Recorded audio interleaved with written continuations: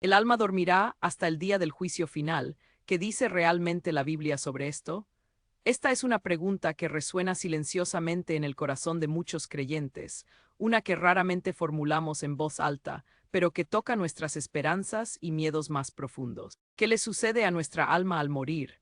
¿Nuestra conciencia continúa, pasando de inmediato a la eternidad, o entramos en un estado de descanso profundo y pacífico hasta el día del juicio? El mundo ha ofrecido innumerables respuestas, moldeadas por la cultura, la filosofía y la imaginación humana, pero hoy vamos a dejar de lado suposiciones y tradiciones. Iremos directamente a la única fuente en la que podemos confiar por completo, la palabra de Dios.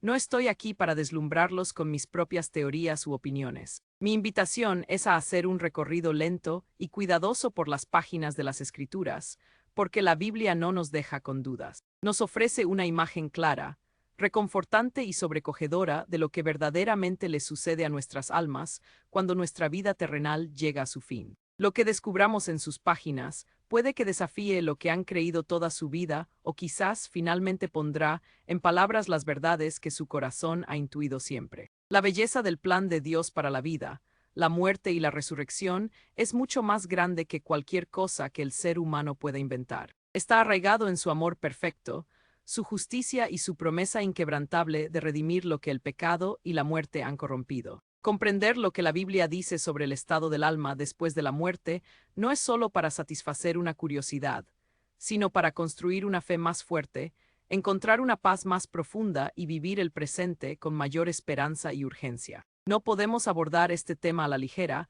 ya que todos enfrentaremos la muerte, a menos que Cristo regrese antes. Cuando llegue ese día, no importará lo que nos dijo la tradición, solo importará lo que Dios ha dicho. Por eso, quiero que escuchen su voz, no la mía.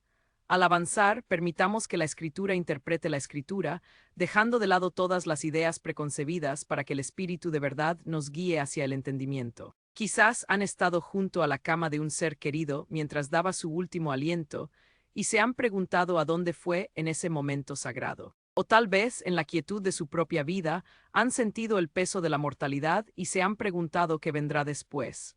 Estas no son preguntas triviales. Tocan la esencia misma de nuestra humanidad, pero Dios, en su gran bondad, no nos ha dejado vagar en la oscuridad. Hoy, juntos, vamos a descubrir la asombrosa y esperanzadora respuesta de la Biblia a este gran misterio. ¿Dormirá nuestra alma hasta el día del juicio?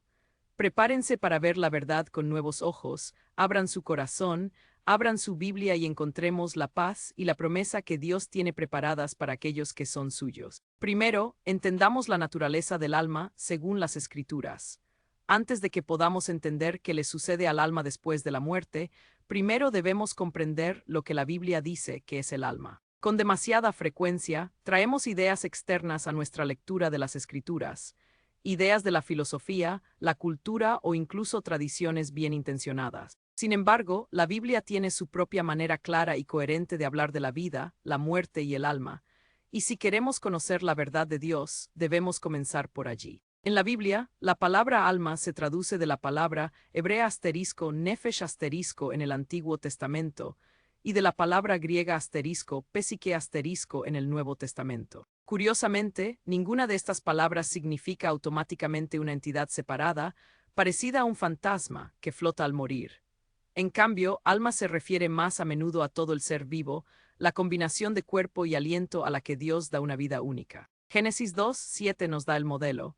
Entonces Jehová Dios formó al hombre del polvo de la tierra, y sopló en su nariz aliento de vida, y fue el hombre un ser viviente, asterisco nefesh asterisco viviente. Noten que el hombre no recibió un alma, se convirtió en un alma viviente. El cuerpo hecho del polvo y el aliento dado por Dios juntos formaron un alma viviente. Esto es fundamental porque muestra que la Biblia no presenta el alma como algo separable del cuerpo, como un fantasma que existe de manera independiente. El alma es la persona completa, viva por el poder de Dios.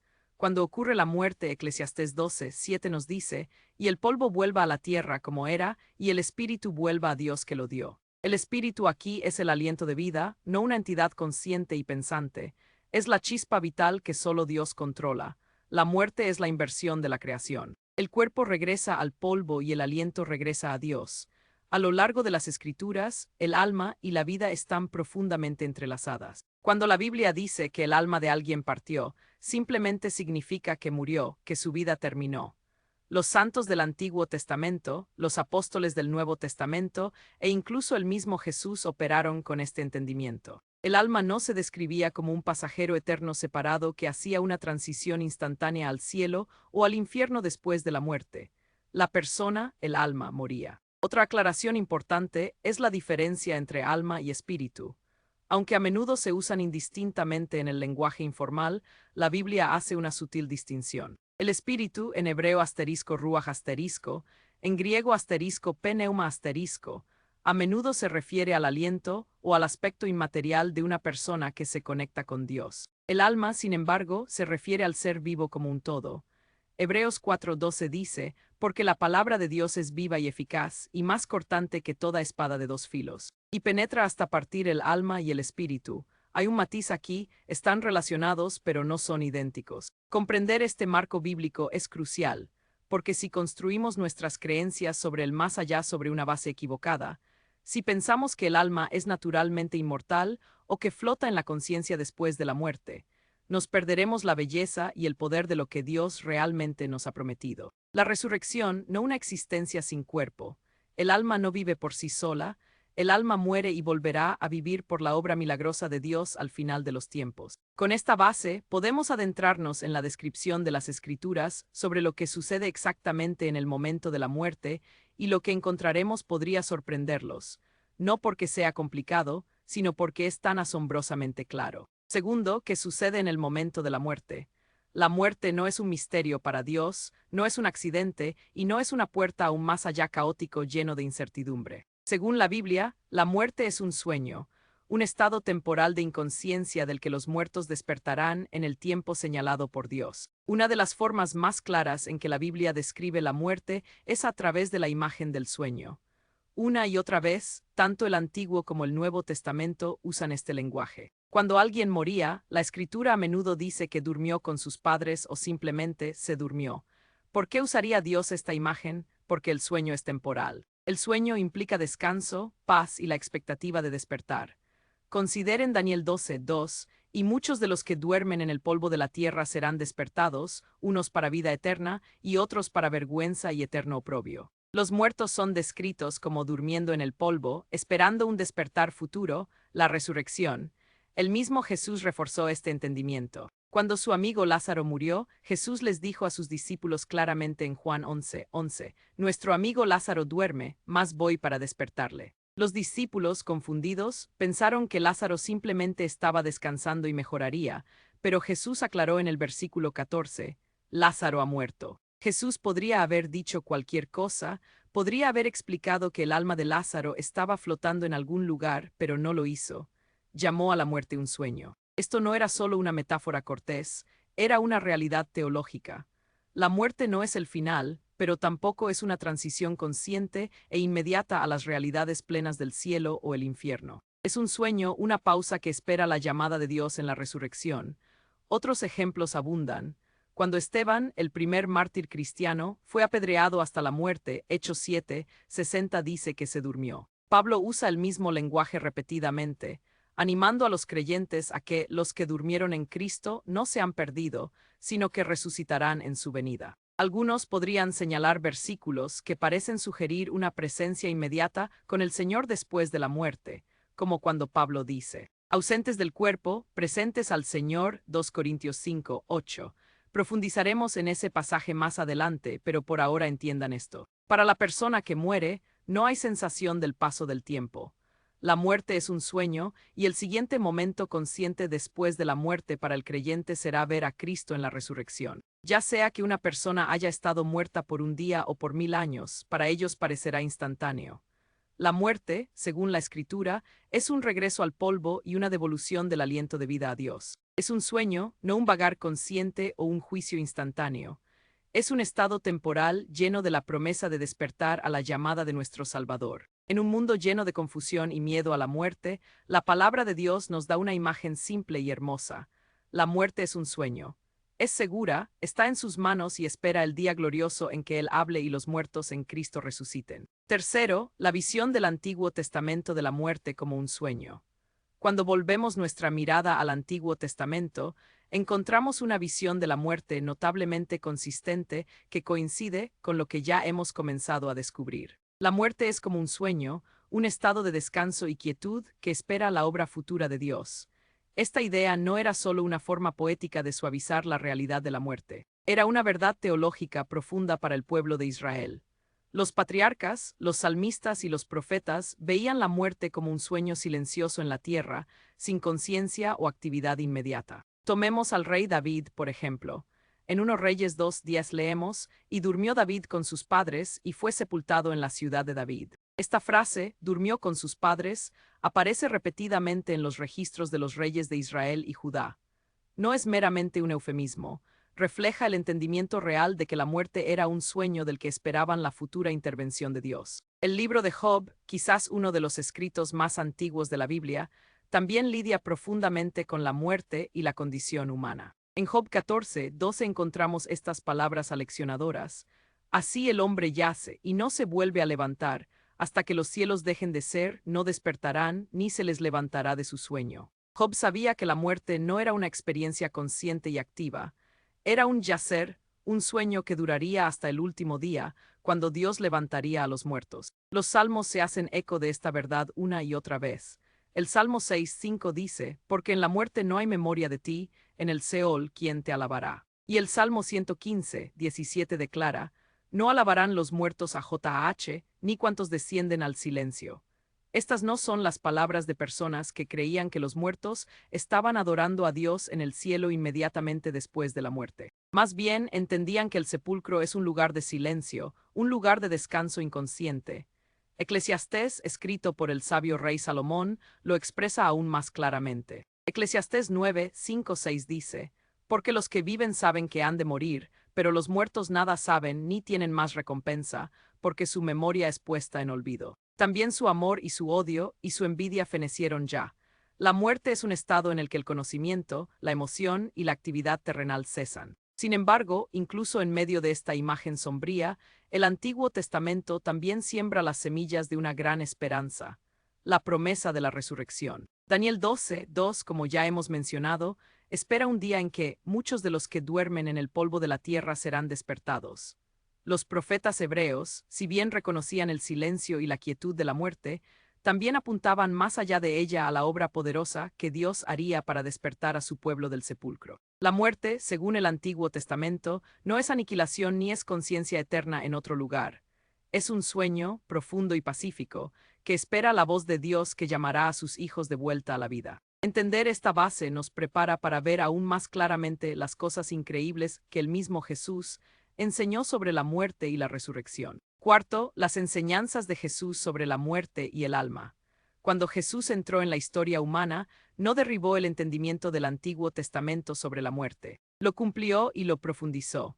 Sus enseñanzas sobre la muerte fueron claras, compasivas y coherentes con todo lo que Dios había revelado antes. Si queremos saber la verdad sobre lo que le sucede al alma al morir, debemos escuchar atentamente las palabras de aquel que venció a la muerte misma. Uno de los ejemplos más claros se encuentra en la historia de Lázaro en Juan 11.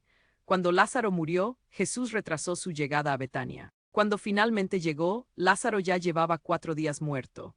Marta, la hermana de Lázaro, expresó su creencia de que su hermano resucitaría en la resurrección en el día postrero, Juan 11:24. Noten que Marta no creía que Lázaro ya había ido al cielo, creía, como los judíos fieles, en una resurrección futura.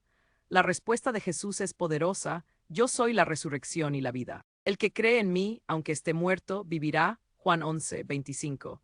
Jesús no le dijo a Marta que Lázaro estaba vivo en otro lugar, se señaló a sí mismo como la fuente de la vida de resurrección futura. Luego, como demostración de su autoridad, llamó a Lázaro del sepulcro, no del cielo ni de otro reino, sino del sueño de la muerte en el sepulcro. Lázaro, ven fuera. Juan 11:43, y Lázaro obedeció, vivo de nuevo por el poder de Cristo. Si la muerte significara la entrada inmediata al cielo, Lázaro habría tenido un testimonio increíble para compartir, pero la Biblia no registra tal historia. Lázaro no dijo nada sobre experiencias celestiales porque había estado dormido, esperando la llamada de Cristo. Jesús también habló de la muerte como un sueño en otras ocasiones. Cuando la hija de Jairo murió, Jesús dijo, «La niña no está muerta, sino duerme», Marcos 5:39. Los que estaban de luto se rieron de él, sabiendo que estaba muerta, pero Jesús estaba revelando una verdad más profunda. Para él, la muerte no es definitiva, es un sueño fácilmente revertido por el poder del Creador. Y luego está la conversación, a menudo discutida, entre Jesús y el ladrón en la cruz. En Lucas 23:43, Jesús dijo, «De cierto te digo que hoy estarás conmigo en el paraíso». Algunos toman esto como una entrada inmediata al cielo, pero recuerden que la puntuación se añadió a las escrituras siglos después de que fueran escritas. Sin la coma, las palabras de Jesús podrían entenderse con la misma veracidad. «De cierto te digo hoy, estarás conmigo en el paraíso».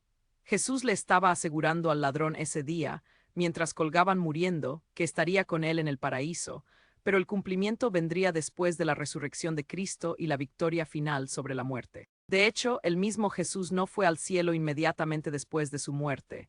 Después de su resurrección, le dijo a María Magdalena, «No me toques, porque aún no he subido a mi Padre», Juan 20:17. Si Jesús aún no había ascendido, ¿cómo pudo el ladrón haber estado con él en el cielo ese día? Cada palabra que Jesús pronunció sobre la muerte afirmaba la misma verdad.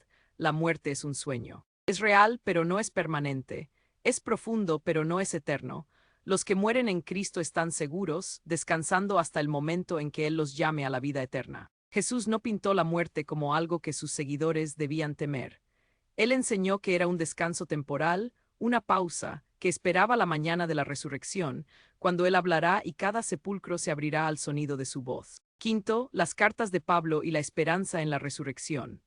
Cuando nos adentramos en las cartas de Pablo, encontramos algunas de las enseñanzas más poderosas y detalladas sobre la muerte, el alma y la resurrección. Los escritos de Pablo se basan directamente en la base establecida por el Antiguo Testamento y las enseñanzas de Jesús. No dejan dudas de que Pablo creía que la muerte era un sueño y que la resurrección era la esperanza gloriosa de cada creyente. Uno de los pasajes más significativos se encuentra en 1 Corintios 15.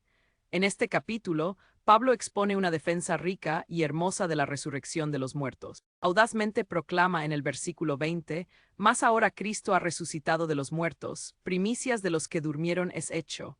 Noten de nuevo el lenguaje del sueño. La resurrección de Cristo es la promesa y garantía de que aquellos que han dormido en la muerte también resucitarán. Pablo continúa explicando que la resurrección ocurrirá en un tiempo específico y señalado, no en el momento de la muerte, sino en el regreso de Cristo. En 1 Corintios 15, 51-52 él escribe, «He aquí, os digo un misterio, no todos dormiremos, pero todos seremos transformados en un momento, en un abrir y cerrar de ojos a la final trompeta. Porque se tocará la trompeta, y los muertos serán resucitados incorruptibles, y nosotros seremos transformados». Pablo llama a la muerte sueño y vincula el despertar, la resurrección, con el sonido de la final trompeta, el regreso de Cristo. Otro pasaje clave se encuentra en 1 Tesalonicenses 4:13. Pablo escribe para consolar a los creyentes que estaban afligidos por la muerte de sus seres queridos. Él dice, «Tampoco queremos, hermanos, que ignoréis acerca de los que duermen, para que no os entristezcáis como los otros que no tienen esperanza». De nuevo, los muertos son descritos como durmiendo, no como conscientes y activos en otro lugar. Pablo continúa describiendo el gran evento cuando el Señor mismo con voz de mando, con voz de arcángel y con trompeta de Dios descenderá del cielo. Y los muertos en Cristo resucitarán primero. Esta resurrección es lo que los creyentes esperan, no una entrada inmediata al cielo en el momento de la muerte. El consuelo de Pablo no era que sus seres queridos ya estaban vivos en otro lugar, sino que resucitarían en gloria cuando Cristo regresara. Por supuesto, uno de los versículos más citados en esta discusión es 2 Corintios 5, 8, donde Pablo dice que prefería estar ausente del cuerpo y presente al Señor. Algunos han tomado esto como una transición inmediata después de la muerte, pero cuando vemos los escritos de Pablo en su conjunto, queda claro que él veía la muerte como un sueño. Pablo está expresando su deseo de dejar atrás el sufrimiento de este mundo y estar con Cristo, y sabe que el siguiente momento consciente después de la muerte será con Jesús, no porque el tiempo se mueva de manera diferente para los vivos, sino porque para el que duerme en la muerte, el paso del tiempo no se siente en absoluto. Lo siguiente que experimentarán es la voz de Cristo llamándolos a la vida. Pablo nos señala consistentemente no a una existencia sin cuerpo después de la muerte, sino a una resurrección corporal en el regreso de Cristo. La llama la esperanza bienaventurada en Tito 2:13, no el momento de la muerte, sino la manifestación gloriosa de nuestro gran Dios y Salvador Jesucristo. Para Pablo, como para Jesús y los profetas antes que él, la verdadera esperanza es la resurrección, una vida real, corporal, gloriosa y eterna. Sexto, el día del juicio, cuando sucederá. Una de las partes más cruciales para entender lo que le sucede al alma después de la muerte es tener claridad sobre el momento del juicio. Muchas personas hoy imaginan que el juicio ocurre individualmente en el momento de la muerte, pero la Biblia pinta una imagen diferente. La Escritura revela que el gran juicio ocurrirá en un solo momento culminante en el futuro, después de la resurrección. El libro de Apocalipsis nos da una escena vívida en Apocalipsis 20, 11-12. Y vi un gran trono blanco y al que estaba sentado en él, de delante del cual huyeron la tierra y el cielo, y no se halló lugar para ellos. Y vi a los muertos, grandes y pequeños, de pie ante Dios, y los libros fueron abiertos, y otro libro fue abierto, el cual es el libro de la vida. Y fueron juzgados los muertos por las cosas que estaban escritas en los libros, según sus obras. Este es el juicio del gran trono blanco. Noten que los muertos primero resucitan y luego son juzgados. No hay ninguna sugerencia de que las almas individuales ya hayan sido juzgadas en la muerte. El juicio es un evento público y final que tiene lugar después de la resurrección. Jesús también habló de este juicio futuro en Juan 5:28, no os maravilléis de esto, porque vendrá hora cuando todos los que están en los sepulcros oirán su voz, y los que hicieron lo bueno saldrán a resurrección de vida, mas los que hicieron lo malo a resurrección de condenación. De nuevo, la secuencia es clara. Los muertos están en sus sepulcros, oyen la voz de Cristo, son resucitados, y luego viene el juicio, ya sea a la vida eterna o a la separación eterna. La parábola del trigo y la cizaña en Mateo 13 también subraya este punto. Jesús explica que el trigo y la cizaña crecen juntos hasta el fin del siglo, y luego viene la siega, no antes. Los justos son recogidos en el reino de Dios y los malvados son echados al fuego. Sucede al final, no en momentos individuales a lo largo de la historia. Otro detalle importante es el concepto de la segunda muerte, mencionado en Apocalipsis 20, 14-15. Después del juicio final, aquellos cuyos nombres no se encuentran escritos en el libro de la vida experimentan la segunda muerte, la separación eterna de Dios. Esto muestra que el juicio final tiene consecuencias eternas y ocurre una vez después de que todos han sido resucitados. La Biblia es consistente. La muerte es un sueño hasta la resurrección. La resurrección ocurre en el regreso de Cristo. El juicio sigue a la resurrección. No hay lugar para juicios individuales y privados inmediatamente después de la muerte, según la Escritura. Este gran juicio público y universal revela la justicia y la misericordia de Dios a todo el universo. Pone un cierre final a la larga historia del pecado y la redención. Toda rodilla se doblará y toda lengua confesará que Jesucristo es el Señor. Filipenses 2, 10, 11, no en un goteo de momentos individuales después de la muerte, sino en un acto grandioso y magnífico de justicia y restauración divina al final de los tiempos. Entender esto no debe llenarnos de miedo si estamos en Cristo. En cambio, debe llenarnos de asombro ante el plan perfecto de Dios. Debe inspirarnos a vivir fielmente hoy, sabiendo que el día de la rendición de cuentas y la recompensa se acerca y que en Cristo podemos enfrentarlo con confianza y alegría. Séptimo, lo que esto significa para nosotros hoy. Cuando entendemos lo que la Biblia realmente enseña sobre el estado del alma después de la muerte, no solo cambia nuestra teología, cambia nuestras vidas, modifica la forma en que vemos la muerte, cómo vivimos hoy y cómo enfrentamos el futuro. La verdad de Dios no está destinada a permanecer encerrada en nuestras mentes, está destinada a transformar nuestros corazones, nuestras esperanzas y nuestro caminar diario con Él.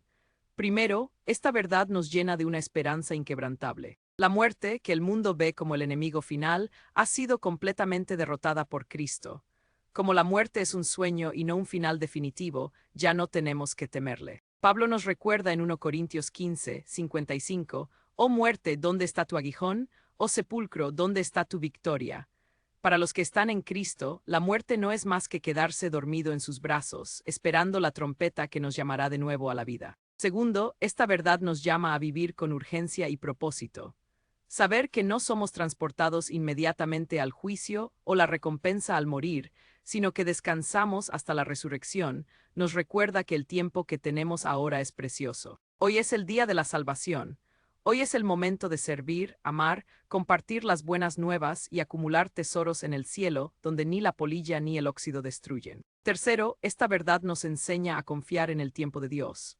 En nuestro dolor y anhelo, es fácil desear que de alguna manera pudiéramos acelerar el plan de Dios, pero la Biblia nos llama a la paciencia. Así como Jesús confió por completo en su Padre, incluso a través de la muerte y el sepulcro, también se nos llama a encomendar nuestras vidas y a nuestros seres queridos en las manos perfectas de Dios. La resurrección vendrá, el juicio vendrá, la vida eterna vendrá, todo en el tiempo perfecto de Dios. Cuarto, esta verdad profundiza nuestra adoración. Cuando nos damos cuenta de que Dios no solo ha vencido a la muerte, sino que ha preparado una resurrección magnífica para nosotros, como no podemos adorarlo con mayor asombro y gratitud. Él no solo nos ofrece un escape del sufrimiento, está prometiendo una restauración completa, una nueva creación, una vida que nunca terminará y nunca se desvanecerá. Finalmente, esta verdad nos consuela en nuestro dolor. Perder a alguien que amamos es uno de los dolores más profundos que podemos experimentar, pero cuando entendemos que duermen en Cristo, a salvo y seguros, esperando el día en que Jesús los llame por su nombre, nuestro dolor se modera con esperanza. Nos afligimos, pero no como los otros que no tienen esperanza. 1 Tesalonicenses 4:13. Esperamos un reencuentro, no una despedida. La palabra de Dios pinta una imagen no de confusión y miedo, sino de certeza y paz.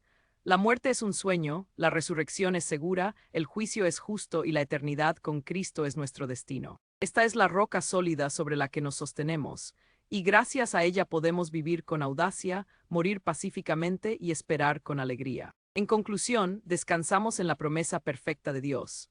El viaje a través de las Escrituras revela una verdad mucho más hermosa que cualquier tradición humana podría imaginar. Según la palabra de Dios, la muerte no es una puerta a la confusión o al juicio instantáneo.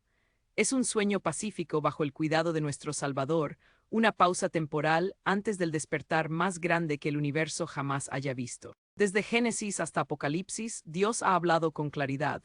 El alma no continúa en actividad consciente después de la muerte. En cambio, el alma descansa esperando la llamada de Cristo, el sonido de la trompeta y la gloriosa resurrección en su regreso. La muerte es un sueño, pero no un sueño sin esperanza. Es un sueño asegurado por aquel que tiene las llaves de la muerte y el sepulcro. Comprender esto lo cambia todo. Cambia cómo enfrentamos nuestra propia mortalidad, cómo lloramos a los que hemos amado y perdido, y cómo vivimos cada día, sabiendo que cada momento cuenta a la luz de la eternidad. Nos llama a una confianza más profunda, una esperanza más plena y una adoración más rica del Dios que ya ha escrito el final de la historia, y el final es bueno más allá de toda imaginación. Un día esa trompeta sonará, un día los sepulcros se abrirán, un día aquellos que se han dormido en Cristo resucitarán con cuerpos inmortales para no volver a probar la muerte. Y en ese día cada lágrima será enjugada, cada dolor será sanado y estaremos juntos en la presencia de aquel que venció a la muerte por nosotros. Hasta entonces, descansamos en su promesa, vivimos en su fuerza, esperamos su venida y nos regocijamos sabiendo que la muerte ha perdido su aguijón, el sepulcro ha perdido su victoria y la vida eterna en Jesucristo es nuestro futuro seguro. Caminemos con audacia en esa verdad, proclamémosla fielmente y guardémosla cerca de nuestros corazones, hasta el día en que escuchemos su voz llamándonos a casa.